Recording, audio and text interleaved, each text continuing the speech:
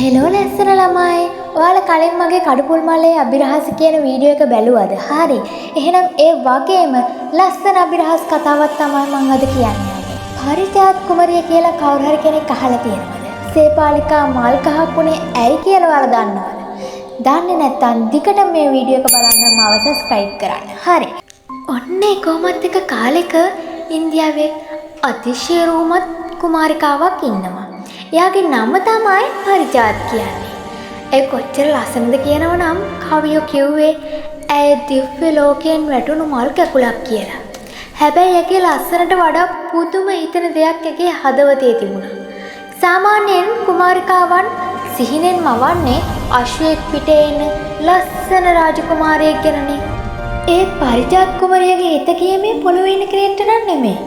එය ආදරය කළේ මුළු ලෝකයටම එළිය දෙන අහසින් තේජාන්විතම සූර්ය දිව්‍ය රාජයාට. මේක පිස්සුවක් කියලා හැමෝම කියනවා. ගින්දරත් එක්ක සෙල්ලම් කරන්න එපා කුමරිය කියලා තමන්ගේ යාළුවෝ අනුතුරු අඟවනවා හැමදාම. ඒත් ඇය ඒ දේවල් ඇහුවේ නෑ. ඇය හැමදාම උදේ පාන්දරම නැගිටලා නැගෙනහිර අහස දිහා බලාගෙන හිරු කුමාරයා එනකම් වැස්පිය නොහෙලා බලාගෙන හිටියා.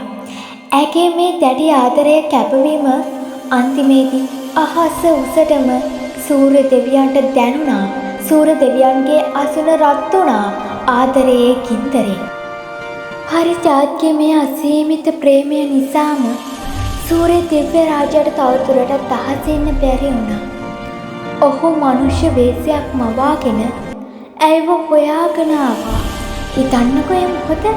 තමන්ගේ දේවත්වයෙන් සැලකපු ආදරවන්තයා තමන් ඉස්සරහා හිටගෙන ඉන්නකොට කුමරියට දැනෙන සතුට. ඒ දෙන විවාහ වෙනවා.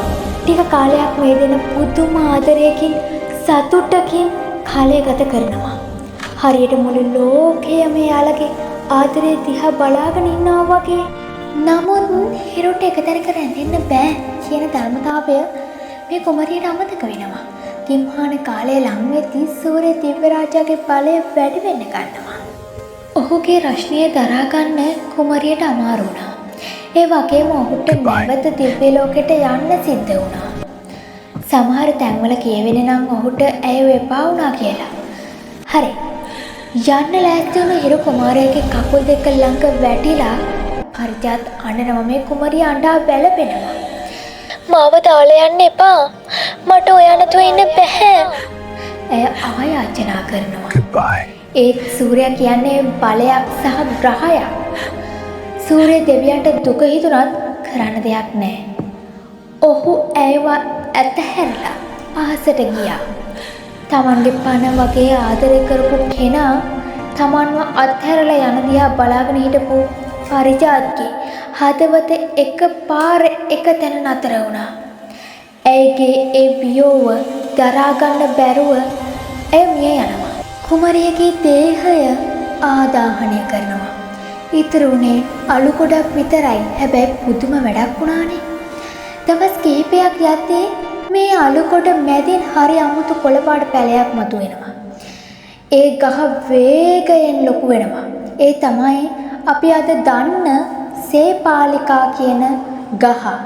මේ ගහේ පිපෙන මල් දිහා හොඳට බලන්නකෝ. ඒ මල්වල හැසිරීමෙන් පරිජාත් කුමරියගේ ඒ අහිමි වුණු ආදර කතාව තාමත් කියවෙනවා. පරිජාත් කුමරිය දැන් ගහක් වෙලා ආස දිහා බලන්න කැමති නෑ දවල්ට. මොකද දවල් අහසේ ඉන්නේ තමන්ව දාලා කියපු කුරිරු පෙම්වතා හිරු. ඒ නිසා ඇය මුළු දවසේම නිදාගෙන ඉඳලා හිරු බැස ගියාට පස්සේ රැට විතරක් ඇගේ ලස්සන මල් පෙති දිගාරිනවා. උදේ පාන්දර හිරු එළිය වැටෙනකොටම තමන්ගේ පෙම්වතාට මුණ දෙන්න බැරි ලැජ්ජාවට සහ දුකට මේ මල් ගහෙන් මල් ගිලිහිලා බිමට වැටෙනවා. හරියට කඳුළු බිමට වැටෙනවා වගේ. හොඳට බලන්න සේපාලිකා මලේ පෙති සුදු වුණාට මැද තියෙන නට්ට තද තැඹිලි පාටයි. ඒ පාටින් කියවෙන්නේ සූර්යාගේ පාට. ඔහු ඇයව දාලා ගියත් ඇගේ හදවතේ තාමත් ඔහු ගැන තියෙන ගිනි ගන්න ආදරය තමයි ඒ තැඹිලි පාටින් පේන්නේ.